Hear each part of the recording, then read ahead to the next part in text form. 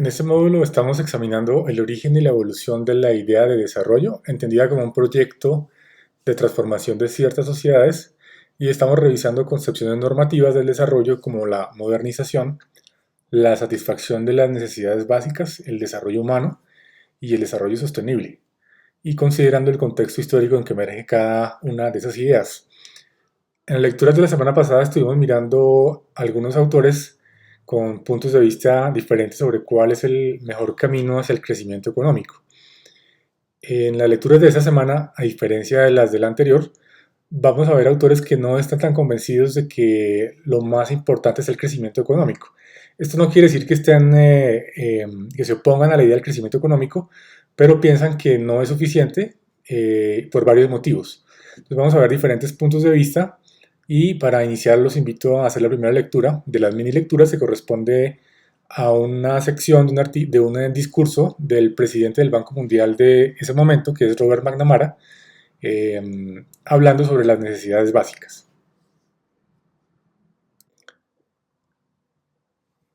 Antes de llegar al cargo de presidente del Banco Mundial, Robert McNamara, que es el autor del discurso que ustedes acaban de leer,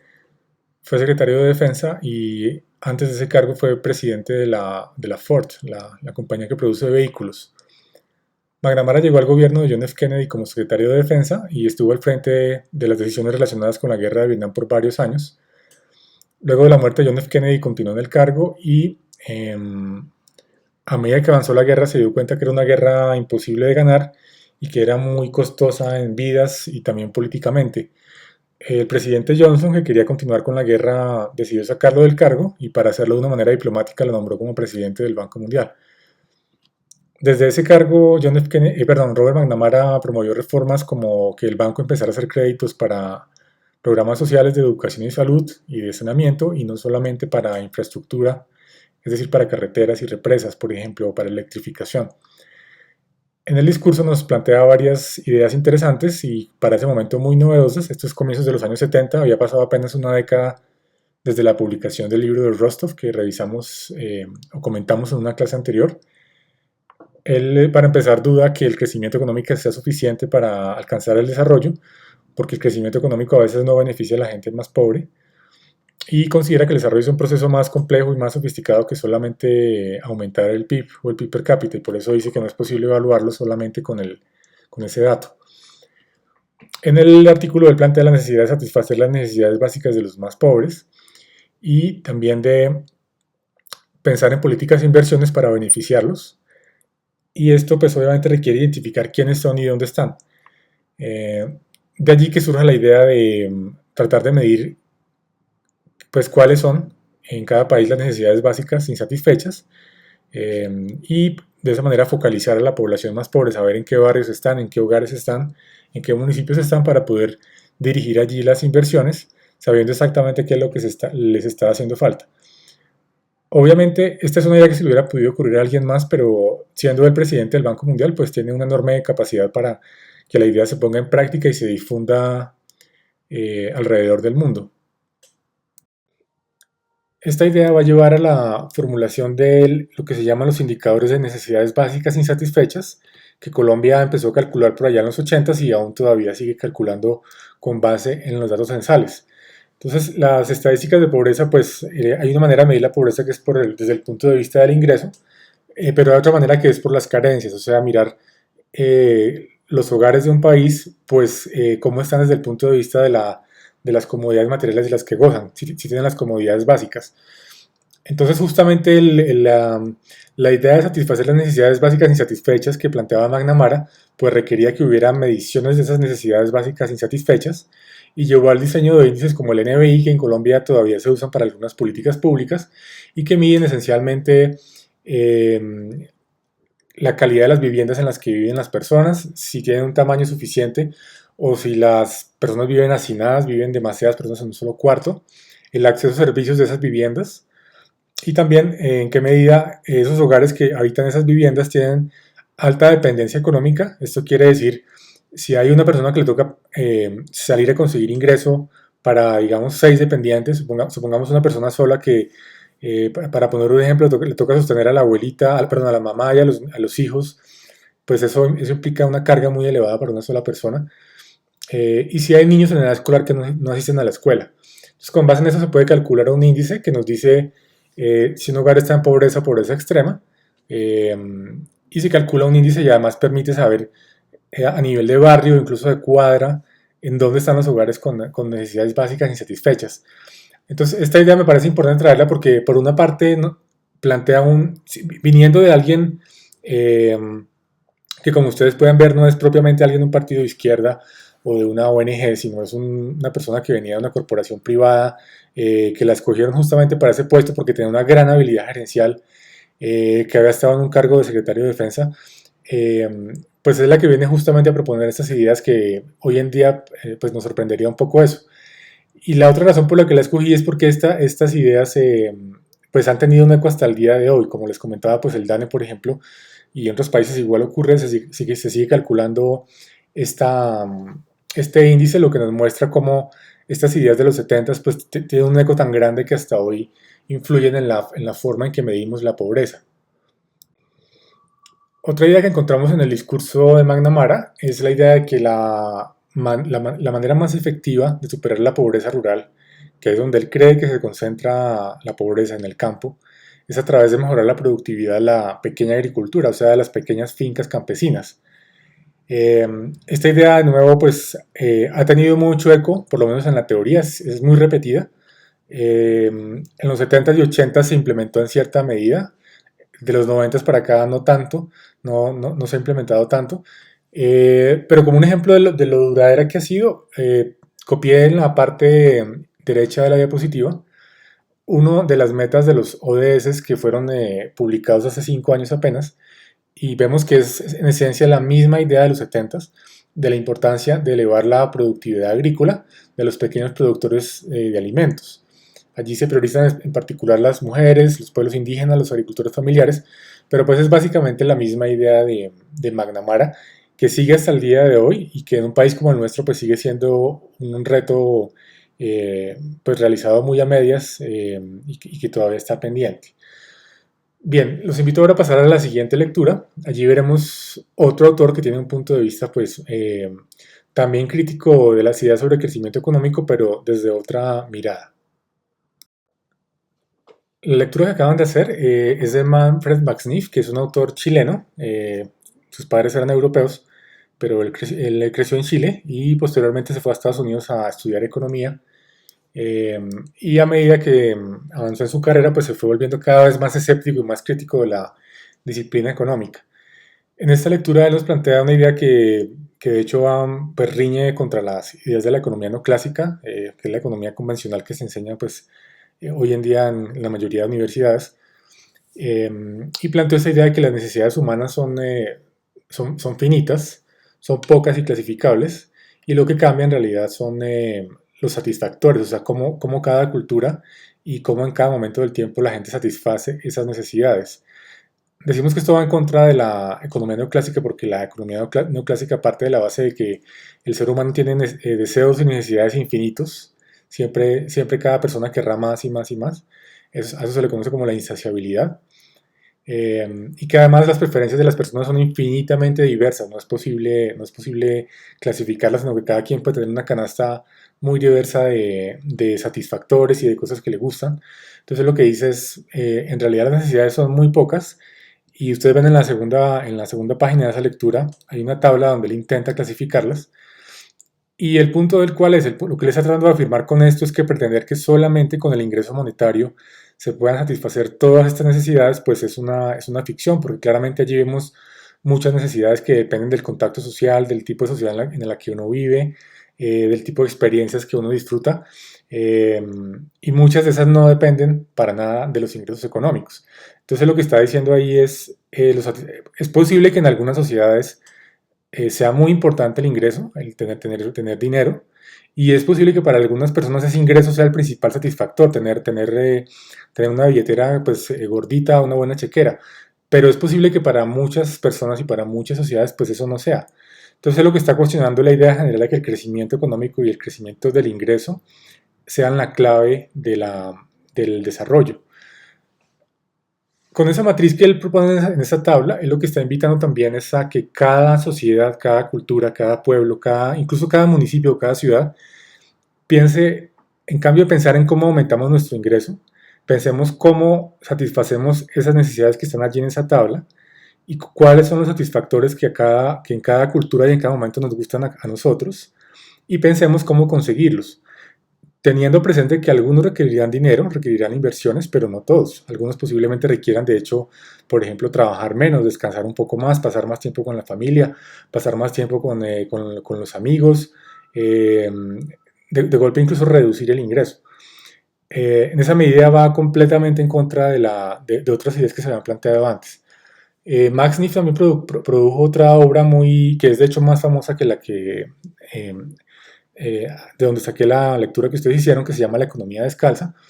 donde él plantea pues una serie de críticas a la economía del desarrollo y a la idea del desarrollo, y plantea que incluso, como ustedes ven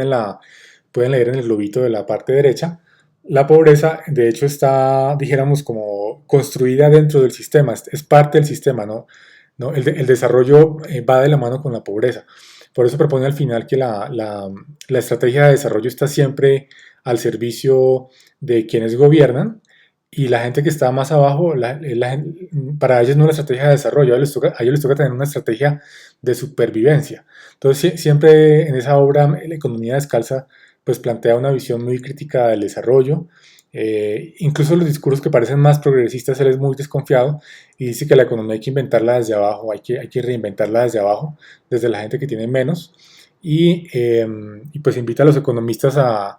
no confiar tanto en la estadística y los modelos econométricos, y a salir más a la calle y a hablar más con la gente y conocer más cómo es que la gente pues se la lucha día a día.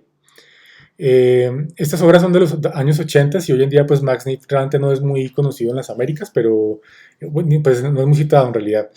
Pero sin duda lo traigo aquí porque sin duda es uno de los autores que nos plantea estas preguntas sobre para qué el crecimiento económico y si es el camino eh, pues indicado para el desarrollo. Los invito ahora a pasar a la tercera mini lectura, cuyo autor es Amartya Sen, que fue ganador del Premio Nobel de Economía, y un autor bastante influyente a nivel global. Las ideas de Amartya Sen fueron muy influyentes, especialmente en la década de los 90 y en la primera década del presente siglo. Estas ideas de Sen llevaron a acuñar el término del desarrollo humano. Entonces, como vemos en la lectura que ustedes hicieron y en las citas que puse allí en la diapositiva, pues Sen, al igual que otros autores, tiene un poco dudas sobre que el crecimiento económico y en particular el ingreso sean como la clave o sea, una condición suficiente para que haya desarrollo. Y él piensa que si pensamos en el desarrollo como una expansión de las libertades humanas, pues se requieren otras cosas, no basta solamente con mayor ingreso y con mayor crecimiento. Hacen falta otras cosas un poco más complejas. Por ejemplo, vivir en una sociedad que permita, pues que permita a las personas expresar y desarrollar su personalidad. Implica tener acceso a la cultura, poder leer, poder ir a teatro, poder acceder al acervo cultural y artístico de la humanidad, ¿cierto? Implica además gozar de buena salud, porque si uno está enfermo pues no puede hacer todo lo anterior, no puede trabajar, no puede ir a teatro, no puede expresarse artísticamente. Idealmente pues esa buena salud se refleja en longevidad, vive uno más tiempo, y en la medida en que vive más tiempo y vive más sano pues disfruta más de su existencia. Y implica además, obviamente, pues también vivir en una sociedad que no sea autoritaria, donde las personas puedan expresarse, puedan opinar, puedan organizarse, puedan plantear ideas sin temor a ser perseguidos o a ser encarcelados por lo que piensan o por lo que dicen. Entonces, es una idea mucho más compleja que de desarrollo, es una idea más compleja del desarrollo que el solo crecimiento económico. Esta idea va a servir de base para la construcción del índice de desarrollo humano, que lo vamos a mencionar ahora en la siguiente diapositiva, aunque ustedes creo que se podrán dar cuenta cuando vean el índice de desarrollo humano, que hay una gran distancia entre este planteamiento tan amplio y tan liberal y tan atractivo sobre qué es el desarrollo, esa idea de la libertad, frente a lo que el índice de desarrollo humano nos va a plantear, que es algo mucho más delimitado, y pierde de vista otras cosas que él está planteando allí, como lo que comenta allí en el globo de la derecha, como la intolerancia, la represión estatal y una serie de privaciones sociales que realmente el índice de desarrollo humano no captura. Sin embargo, quiero insistir en que es uno de los autores que más ha influido en el pensamiento sobre desarrollo en los últimos 30 años. Eh, y, y, sí, digamos que es un autor obligado en esta área. En la parte final de la mini lectura de Amartya Sen hay un pequeño cuadro sobre el índice de desarrollo humano, entonces los invito a revisarlo rápidamente eh, para entender de qué se trata este índice. Amartya Sen y Mahbub ul Haq se considera que son los autores que concibieron la idea de desarrollo humano y en particular se atribuye a ul Haq la creación del índice de desarrollo humano, eh, que es el índice sobre el cual ustedes acaban de leer. Amartya Sen nació en Bangladesh y ul Haq nació en Pakistán, que son dos países muy cercanos, separados por la India. Eh, Sen desarrolló su carrera principalmente en la Universidad de Cambridge, en el Reino Unido, aunque hizo su pregrado en economía en Bangladesh. Ul Haq llegó a ser ministro de Hacienda de Pakistán y posteriormente empezó a proponer estas ideas del desarrollo humano y empezó a ser reconocido internacionalmente por esta idea. El índice de desarrollo humano, como ustedes pueden ver, es una forma alternativa de medir el desarrollo, es una forma alternativa a la sola idea del crecimiento económico o del ingreso per cápita, que además incorpora la educación y la longevidad, o sea, la longevidad que captura tanto cuántos años estamos vivos como qué tan buena es nuestra salud a lo largo de nuestra vida.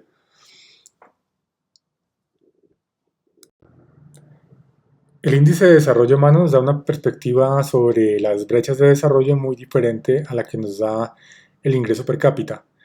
Si vemos la gráfica de la izquierda, vemos claramente que no hay correlación entre una cosa y la otra. Hay países con un nivel de ingreso per cápita que no es muy alto y aún así logran un nivel de desarrollo humano pues respetable, bastante decente. Esto nos estaría diciendo que estas sociedades tienen la capacidad para convertir muy poco ingreso en un buen nivel de vida. Y a la inversa, que habría otras sociedades que a pesar de que tienen un muy buen nivel de ingreso per cápita, no logran convertir ese nivel de ingreso tan alto en una calidad de vida decente para sus habitantes. La misma idea la encontramos representada en la gráfica de la derecha de otra manera, pero esta gráfica nos da un dato adicional. Esta gráfica nos muestra las curvas de Gini para el ingreso per cápita y el índice de desarrollo humano. Estas curvas básicamente lo que nos están indicando es qué tan concentrada está tanto el ingreso per cápita como el desarrollo humano entre países. Si vemos la curva de la esquina inferior derecha, vemos que es una curva mucho más pegada a los ejes. Esto lo que nos está diciendo es que hay grandes diferencias en los niveles de ingreso per cápita entre los países. Hay muchos países con un ingreso per cápita muy bajito y unos poquitos con un ingreso per cápita muy alto.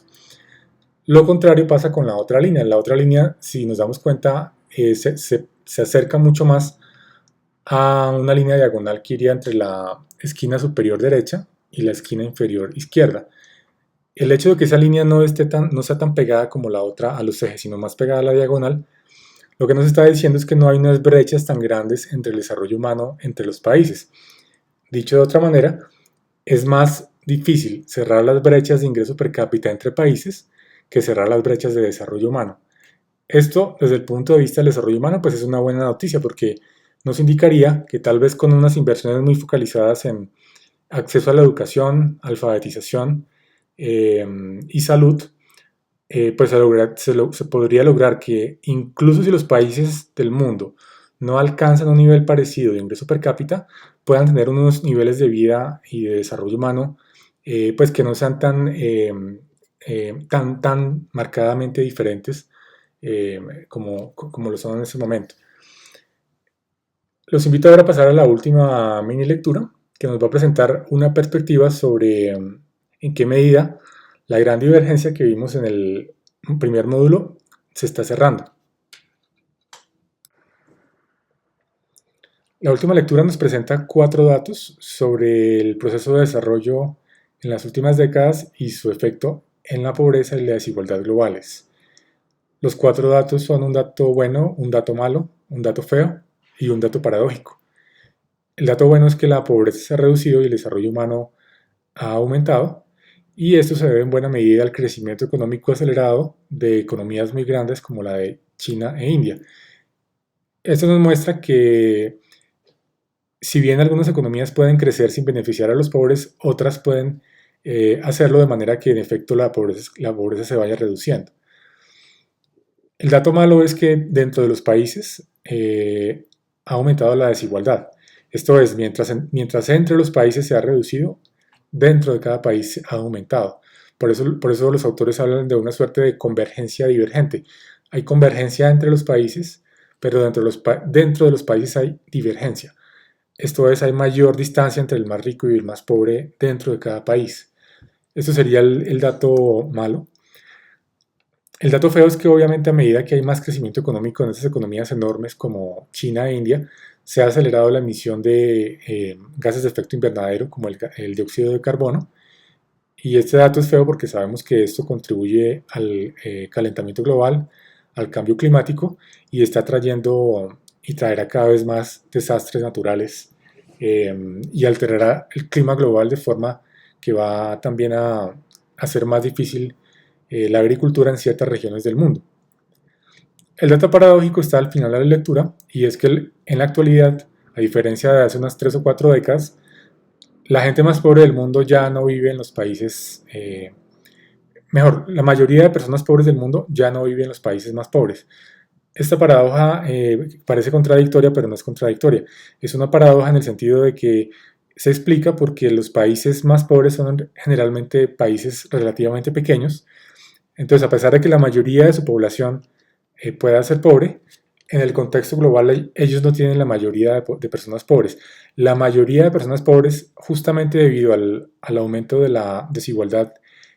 nacional, está en países de ingreso medio, como China, como India o como Colombia. Estos países, como nos explicaban en la lectura, pues han mejorado su ingreso per cápita. O sea, en promedio parecería que la gente está mejor, pero de hecho la mayoría de pobres del mundo están en esos países de ingreso medio, no en los países más pobres. Entonces, esta lectura nos da una perspectiva muy interesante de cómo ha cambiado el planeta en estas últimas eh, décadas en términos de dónde están los pobres y de cómo ha cambiado la desigualdad, al punto de que los autores al final proponen que tal vez ya no vale la pena preocuparse por los países más pobres o países en desarrollo, sino que como hay tanta desigualdad en todas partes y tanta pobreza en todas partes, incluso en los países más ricos, pues habría que empezar a preocuparse uno por esas personas, sea que estén en China, en Estados Unidos o en Colombia o en algún país de África subsahariana que es muy pobre. Entonces eso cambiaría un poco el panorama del desarrollo, pero es una idea que ellos están planteando de manera tentativa. Bien, antes de terminar este video, seguramente ustedes habrán notado que tanto en esta clase como en la anterior, la mayoría de autores que citamos, por no decir que todos, son hombres, y tal vez con excepción de la clase de hoy, casi siempre hemos citado hombres anglosajones o europeos. Eh, Solo hasta hoy aparecieron autores como Manfred Max Neef, que es chileno, y Amartya Sen y Mahbub ul Haq, que son asiáticos, uno de Bangladesh y el otro pakistaní. Veremos a partir de la semana que viene, de la próxima clase, el próximo video, y especialmente en el tercer módulo, donde hay autores y autoras más críticas del desarrollo, una mayor pluralidad de voces. Veremos que hay más mujeres que plantean visiones críticas y además más autores de América Latina, de Asia y de otras partes del mundo que están haciendo planteamientos críticos en relación con el desarrollo. Pero sin duda, pues esto refleja una tendencia general en la economía y otras disciplinas, y es que por lo menos hasta los 80s y 90s, pues eran áreas del conocimiento muy cerradas para las mujeres, como hoy en día todavía lo siguen siendo algunas disciplinas, y de hecho como todavía tal vez lo siga siendo la economía, me atrevería a decir, y tal vez otras disciplinas más aparte de la economía, no solo la economía. Eh, Bien, entonces con esto cerramos este video y nos vemos en la próxima clase.